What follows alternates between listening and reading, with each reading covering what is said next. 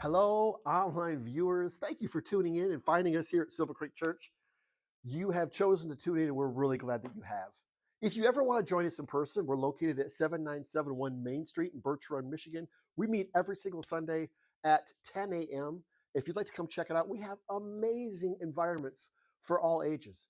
Believe it or not, on a Sunday morning, we have little like get-togethers. We call them small groups for kids from birth all the way through a senior in high school, guys. It's crazy what we have to offer. We have amazing volunteers who have made it their mission to spend parts of their week preparing for your student, for your child, to make sure it's the best day of their week, to do their best to leave them smiling and saying, wow, I'm so glad I came. So if you want to come check us out, please do. We'd love to have you. Now, in this series that we are joining for part 3, by the way, it's called The Weight of Our Words.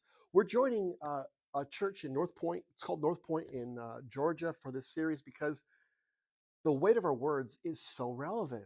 Did you know the average human being speaks about 4,000 to 5,000 words a day? Yeah, a day. It's crazy how much we talk, we communicate, we use words every single day, and we don't even think about it much. Because we don't think about it much, words can sometimes get us into trouble. And sometimes we can accidentally say something we wished we'd have never said. In that moment, it was an accident after all. So we figure, okay, I'm going to apologize. Hopefully the person apologizes for the word they've used, the words they've used they did not mean to use. It may have hurt you or hurt someone. But after the apology, what else are we responsible for? Like, what else are we required to do? Is there anything more? We're going to dive into that in today's message. And so I'm really glad you joined us. Sit back, grab some snacks if you want to, a glass of water, whatever you like to do, and let's sit down and join this message together. Thank you so much.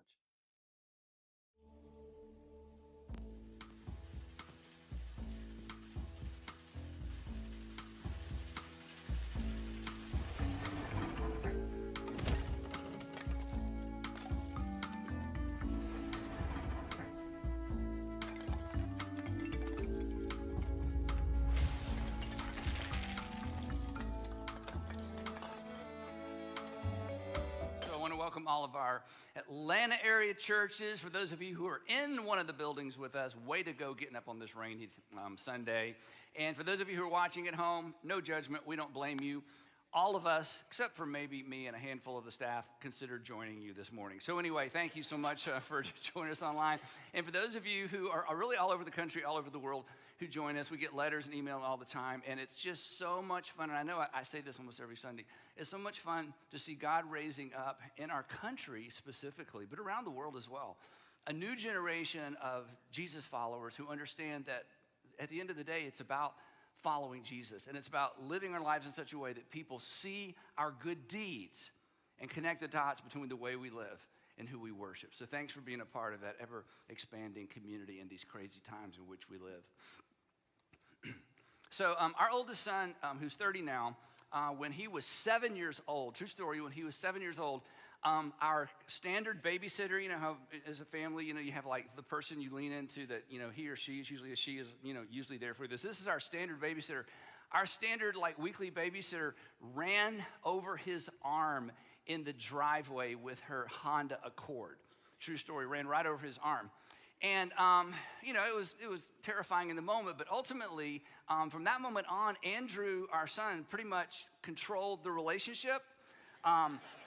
Because it's hard to say no to a kid after you ran over his arm in his driveway with your Honda Accord. And so, you know, hey, Andrew, it's time to run upstairs and get ready for bed. I don't think so. Remember when you ran over my arm with your Honda Accord, you know? I'll have root beer on crushed ice, please. I'll wait. You know, you're pretty much in control of the relationship. Now, Melissa, of course, was horrified, but as it turns out, it was an accident. She didn't mean to run over his arm with her Honda Accord. She didn't do it on purpose. And so when we realized it was an accident, we didn't see any need to take Andrew to the ER because it was an accident. Right? I mean, if it's an accident, we just knew he was fine. I said, Andrew, stop crying. It was an accident. Stop crying. She did not mean to run over your arm. Well, actually, no, we did take Andrew to the ER because, and this is what we're going to talk about for the next few minutes, The reason we took him is because there is no necessary correlation between intent and outcome.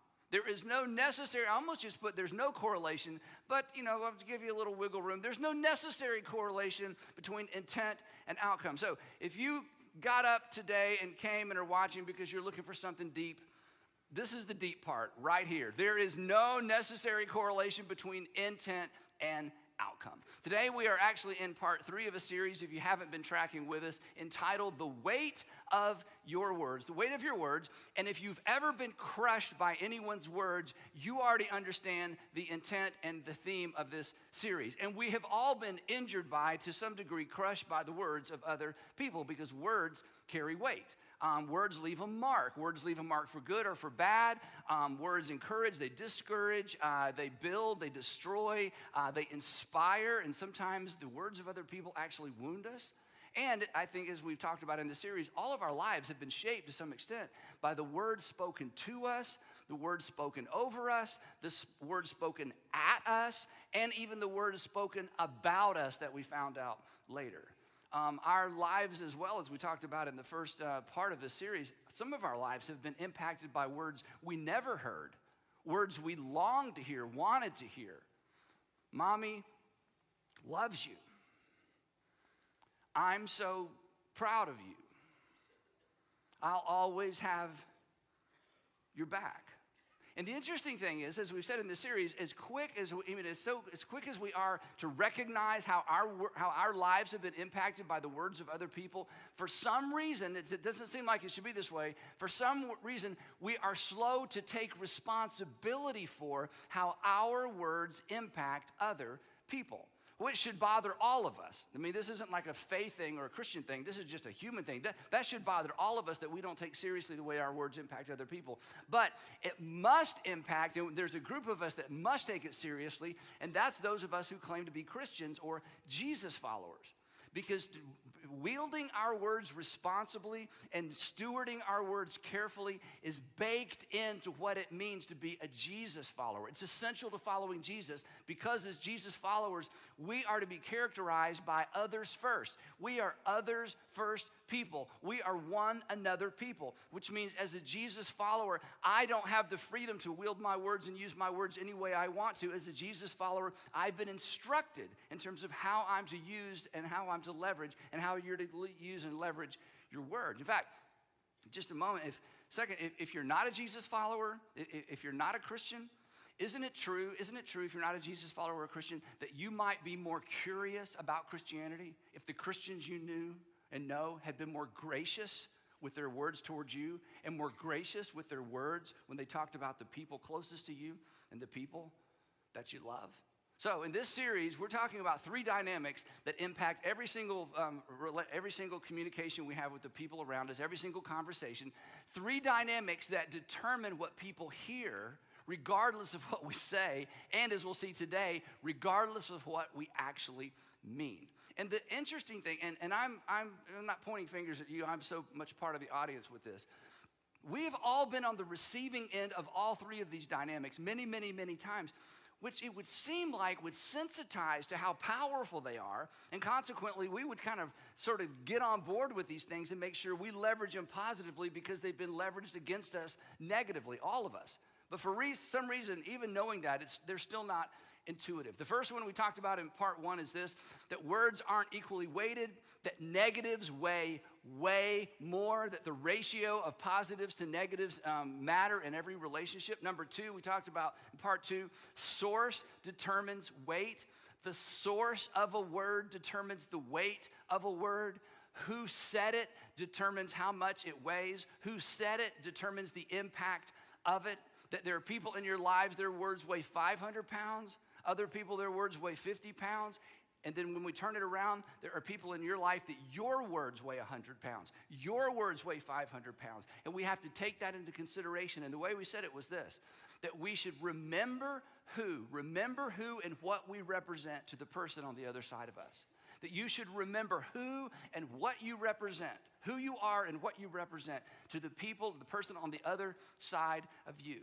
Because although you are in a relationship with them, chances are it is not the same relationship. There's somebody has a little more influence, somebody has a little more power, somebody has a little more authority. And we should always take into consideration who we are and what we represent to the person on the other side of us, because that gives our words weight. And we're responsible for how our weighty words impact the person and the people on the other side of us. So today, we're going to wrap this up and talk about this third dynamic. And the number 3 is simply this, that intent is usually irrelevant. The intent of our words is usually irrelevant. Back to this kind of big idea I introduced a few minutes ago. There is no necessary correlation when it comes to words. There's no necessary correlation between intent and outcome. Now, the interesting thing is, nobody would argue with this when it comes to the physical world. I mean, if you've ever accidentally broken a window, you understand this. If you ever accidentally, broke your husband's favorite MLB bobblehead, you understand this. If you ever cracked or broke your mother-in-law's one of her collector plates, you understand this, right? You get it. You get it because it was an accident. You didn't mean to, but the window has to be replaced. The bobblehead has to be glued back together, and you have to go online and try to find that plate, because not only was it hers, her mother gave it to her, and her mother gave it to you, and this is just going to be an expensive thing. But either way, there's something must be done. It's the fact that it was an accident is almost completely irrelevant. Broken is broken regardless of intent. And this is where we go wrong with our words. Explaining does not equal repairing. In fact, this is such a big idea, especially for those of you, and when we think about family relationships, I want us to actually say this out loud together. Would you just say this with me? Explaining does not equal repairing. Now, you're going to be tempted to use this against someone in your home. I'm sharing this with you so you can remember when you are about to open your mouth and explain something, thinking, once I explain it, then we don't have to take Andrew to the ER, because I explained it was an accident. I explained that I didn't mean to break the window, didn't mean to knock the bobblehead off the mantle. I didn't mean to. Explaining does not equal repairing, and we know that in the physical world, but when it comes to relationships and when it comes to our words, for some reason, we just absolutely forget. In fact, an explanation, again, when you're on the receiving end, an explanation oftentimes is just irritating, especially when it's related to hurtful words. And then when we're on the receiving end of accidental hurtful words and the other person begins explaining what they really meant, it's not just irrelevant, it's not just irritating, rather, it's irrelevant. I mean, in those moments, we don't need an explanation, do we? Do you know what we need? And do you know what they need when it's you, when you're the offender? We just need to be glued back together. Don't explain it. Just glue me back together. Don't excuse it. I just need to be glued back together. And then, okay, when they wonder, okay, again, you're the offending party in my little illustration here. When they wonder why we're still upset, I mean, after our explanation, and they're still upset, and we can't figure out, why are you still upset? I just explained what I meant by what I said. That's even more insensitive. But when we're hurt by someone else's words, we actually do the very thing we don't want them to do when they hurt us. Do you know what we do? We all have a tendency to retreat to intent. Even though when it's coming our way, an explanation is not helpful, we still run to intent in order to explain our words. I didn't mean it that way. That didn't come out right. Okay, let me back up. That didn't come out right. I was just trying to be funny. It wasn't my intent to hurt you. Now, hang with me. Do you know what that statement and those other statements and statements like those, do you know what those statements actually communicate in the moment? You've been on the receiving end of this, so you have felt it whether you put a word around it or not. When we make those kinds of statements, what we are actually communicating, even though it's not our intention, we are communicating blame. We're blaming, this is amazing. And we don't, again, in the moment, we don't catch on to this. We are actually blaming the person we hurt for taking what we said the way they took it. We're actually blaming the person we hurt with our words for taking what we said the way that they took it. They were wrong. You were wrong to interpret my words the way you did. It's actually your fault that you got your feelings hurt. Because you should be more mature. You should be tougher. You should be smarter than that. You should have more insight than that. You should be more professional than that. And again, it's not our intent to blame, but that's what it feels like when we begin to explain and when we run to intent. It feels like we're blaming them for the way they feel because of our lame explanation. We're just explaining, right? But don't ever forget this. Explaining sounds like, feels like blaming. What I meant was, you took it the wrong way. Explaining in those moments with hurtful words almost always sounds like and feels like blaming. And then, to just make it worse, when we combine, because all of us, we're all willing to apologize, right? When we realize we've messed up, we'll apologize. But when we combine an apology with an explanation, not only do they feel blame, they feel something else as well. And again, you've been on the receiving end of this. I've been on the receiving end of this. Why is this so hard for us to remember? When an apology and an explanation are combined, the other thing the person on the other side of us begins to feel, they feel pressure. They feel expectation. I've explained myself. I expect you to feel better now. Do you feel better now? You don't feel better now? What's wrong with you? I explained myself. You should feel better now. You don't feel better now? What's wrong with you? I just explained myself. When an apology and an explanation, then when the apology and the explanation don't work like a magic wand, because isn't it true? It's like, I explained myself. I'm the fairy godmother. Now we're all back to, back in Kansas, right? I mean, our Jedi mind trick. I mean, surely my words have erased all those negative feelings and we're back to where we were, right? They're still angry. They're still withdrawn. They're still hurt. You know what we do? Do you know what I do if I'm not careful? Then we press harder. It's just ridiculous. I said I'm sorry. I mean, implication, why aren't you fine now? I expect you to be fine now that I've explained myself. Why aren't we fine now? Why aren't we back to where we were before I said what I said? Well, for the same reason that if you slam my fingers in your car door and you apologize, it doesn't transport me back to my pre-crushed finger condition. My fingers are still crushed in your car door regardless of your apology, right? So don't want you to ever forget this if you're Christians, because this is so important. And if you're not a Christian, gosh, this is worth waiting through a sermon for. This is so important when you think about the people you love the most. Apologies, I mean, again, in the physical world, it's so obvious. Apologies don't reverse and erase accidental injuries to the body. Apologies don't reverse and erase accidental injuries to the soul, to the heart, to the security of the relationship, to the confidence of the other person. They don't restore the relationship. An apology combined with an explanation, again, just sounds like an excuse. Another attempt to shift the blame. And in some ways, not always, but in some ways, word damage to the heart of a person, word damage is worse than physical damage. You see, I'm pretty confident you didn't mean to slam the car door on my fingers. I feel confident that was an accident, right? But I'm not so confident you didn't mean what you just said. I'm not so confident that even though you didn't mean to say it that way, that you meant something by it. You may not have intended for that to slip out, but the fact that it slipped out meant that it was in there. And why shouldn't I assume that what you just said about me isn't still in there?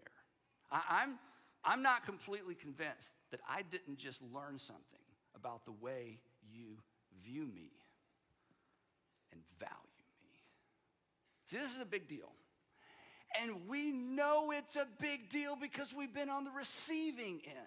We know the ding and the dent that words have made to some relationships, that we may never get back to where we were before, because now I know what's in your heart about me, and it slipped out, but it was in there to begin with, and it takes a long time sometimes to recover from those words.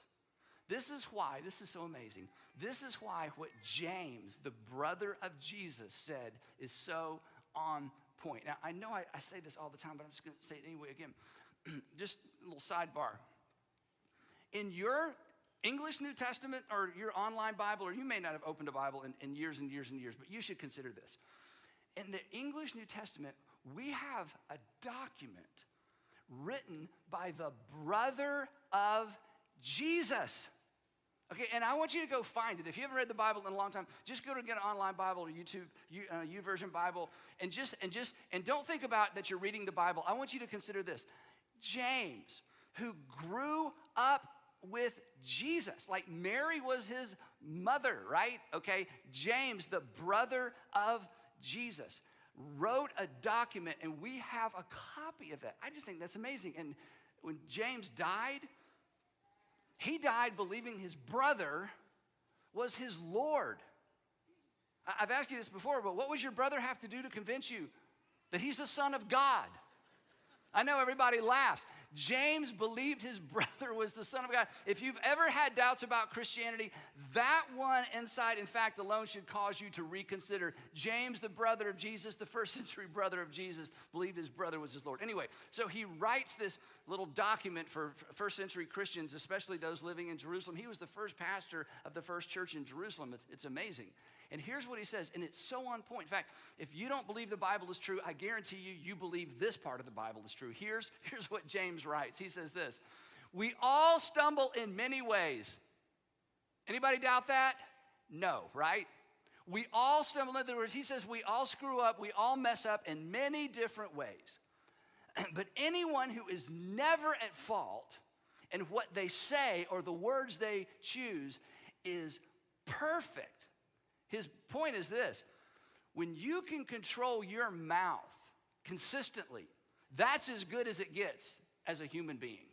That is as mature as you'll ever be. You have attained to the highest standard. And the implication behind what he's saying is something that we know is true. If we could just keep it front and center, and that's this, that mouth control is the ultimate self-control. That's what he's saying. That we all stumble in many ways. But the person that can control their tongue, control their words, control their mouth, when you get your mouth under control, you are under control. That mouth control is the ultimate self-control, because we all have the potential, all of us, to do more damage and more good with our words than we do with our hands. We have more potential to do more good and more damage with our mouths and our words than we do with our feet, with any other part of our body. That's the point that James is about to make. That mouth control, it's the ultimate in self-control. And when you can harness, when you can tame your tongue, tame your mouth, he says for good, you've arrived. Then he gives a little word picture that in recent years has become something that we've all seen in such a way that we understand, maybe in a way that we've never understood before, what James is talking about. He says, consider this. In other words, think about this. Consider what a great forest is set on fire by a small spark. And in recent years, we've seen what happens when a campfire gets out of control. A simple spark from a campfire to burn down thousands, hundreds and thousands of acres of forest land and homes and neighborhoods. We've seen this now. He says, just consider what a small fire can accomplish and the destruction that a small fire can bring about. He says, the tongue, your words, my words, are also like a fire. Because the danger of a fire isn't the initial flame. The danger of a fire is that a fire spreads. It's not isolated. It starts small, but it doesn't stay small. And a few words, and again, we've all been on the receiving end of this. We all have the potential to do good in the same way. When it comes to our words, a few words can create extraordinary damage to the life of another person. Now, there are two things you can do when it comes to dealing with fire. There's two ways to respond to a fire that needs to be, responded to. You can try to contain it, or you can extinguish it.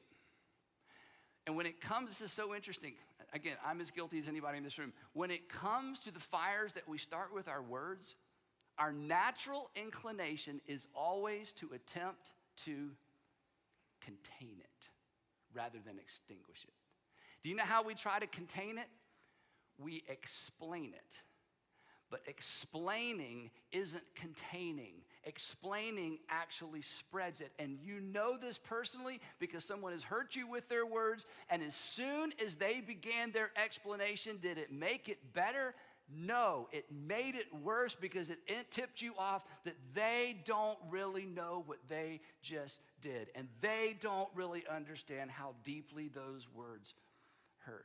Explanation is an admission that we don't understand the fire we've started and the damage we've done. So don't explain in an attempt to contain. It only creates more pain.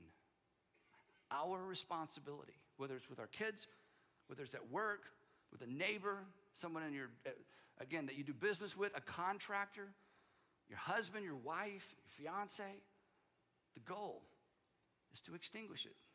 We are all going to start fires with our words eventually. The goal is to extinguish it. Word fires are extinguished with two things, and neither of them come naturally, and that's why we explain. That's why we contain, rather than extinguish the fires. The two things required to put out a word fire, especially in the life of someone that we care much deeply about, is humility. And humility is submitting to. I'm going to submit to you. I'm going to place myself under you. I'm going to take full responsibility for what I said. And sensitivity. Insensitivity requires sensitivity, not more talking. Insensitive words require sensitivity to reverse the damage and to begin to bring about healing in the relationship, not more explanations. Sensitivity, here's why. Sensitivity elevates the offended party. Explanations elevate me. I want to be understood. I don't want to be misunderstood. I don't want to be misjudged for what I said. I want you to know my real intent, which is irrelevant in the moment, right? Because in the moment that I've hurt someone with my words, it's not about me. It's about the person I hurt. And to be very specific, here's the application for today's message. Here's what it looks like to extinguish a word fire. Here's what it sounds like to extinguish a word fire. You won't even need to write this down. Here's what it sounds like. I'm so sorry. And then here's the most important part. Period. Stop talking. Stop talking. Anything you say after the period sounds like an excuse which tips the other person off. You don't get it. You're about to make it all about you, even though you hurt me. Just stop talking. I'm so sorry. In fact, let's just practice this. I don't know, some of you have never said this and then stop talking. You've just kept talking, okay? So we're going to practice it together. Ready? Everybody, if you're driving, wherever you are, all together, ready? I'm so sorry. You did it. One more time. Ready? I'm so sorry. If you have to say something else, you rinse and you repeat. I'm so sorry. There's no excuse for what I said. You don't deserve that. I'm so sorry. And then zip it.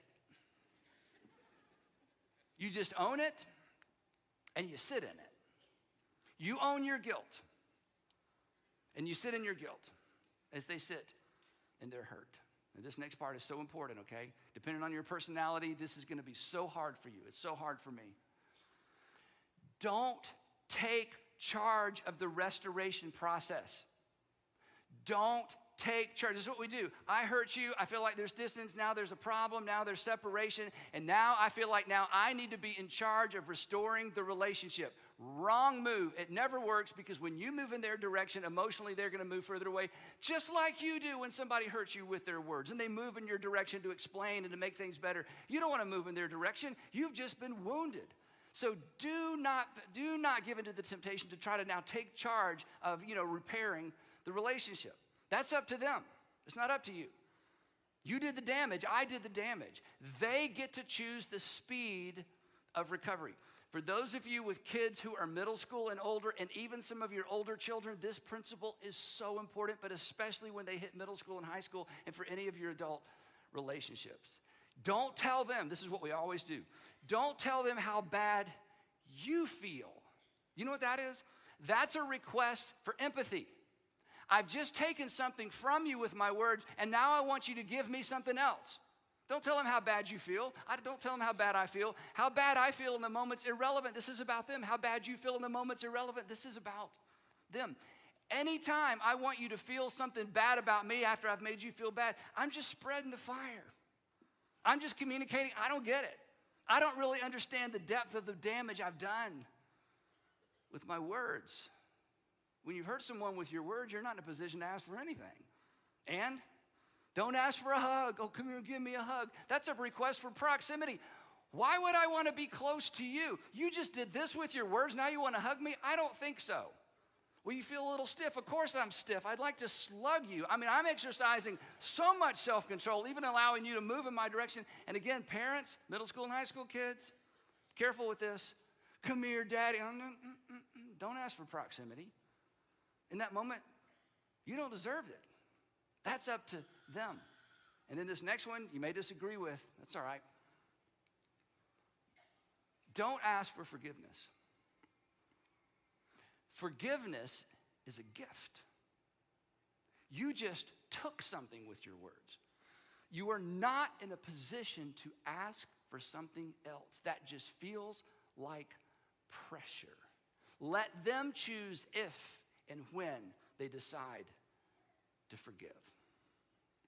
That's how you extinguish a fire that we start with our words. Humility. I'm going to elevate you. I'm not going to elevate me. Humility. It's up to you. It's not up to me. Humility. I'm owning all of it, and I'm going to sit in my shame and my guilt, and the next move is yours. Sensitivity. I'm not going to ask you for something because I've just taken something. I'm not going to require something else of you because I've just taken something from you. I'm not going to ask you to do something to make me feel better because I've just made you feel horrible. It's not intuitive. But if you want to stop containing, to start extinguishing, that's how it goes. And again, this is kind of just good general relationship advice. If you're a Christian, if you're a Jesus follower, this is baked in. For even the Son of Man, I know I quote this to you all the time, for even the Son of Man did not come to be served. For even the Son of Man did not show up on earth to say, gimme, gimme, gimme, gimme, gimme. For even the Son of Man did not come to require something of us initially, but to do something for us and then invite us to follow if we so choose. And this is to be the posture of our relationships. And this is to be the filter for our words. So, wrapping up, every time we speak, our words betray intention. Every time we speak, these three dynamics are at play. Our words are not equally weighted. The negatives weigh way more than the positives. Source determines weight. Remember who you are and what you represent to the person on the other side of you. And intent is usually irrelevant. Don't retreat to, don't run to intent. Just own it, put the fire out, and leave the restoration process up to the person so that they'll have the freedom to move in your direction when they're ready. These three things determine what people hear and what they feel, regardless of what we say and regardless of what we ultimately mean. And when we're wrong, James says, hey, just count on it. This is the hardest thing you'll ever do. You're going to be wrong. When you're wrong, when I'm wrong, when we get it wrong, let's be extinguishers, not containers. It's the quickest way back. So I got to end with this question, and you hate these questions. I would hate this question if I'm sitting out there with you today. So believe me, I've had to ask myself first. Is there anybody at home? Is there anybody in your home? Is there anybody in your family that you've crushed with your words? Maybe recently. maybe like really, really, really recently? Is there a fire and you have attempted to contain it by explaining it and just spreading it? And you're so frustrated because you said you were sorry and you can't understand why they're not fine with you now. And you've spread this fire.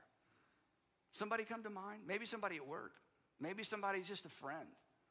If so, would you be willing, especially as a Jesus follower, to take responsibility for what you've done and put away your containment tools and decide, you know what?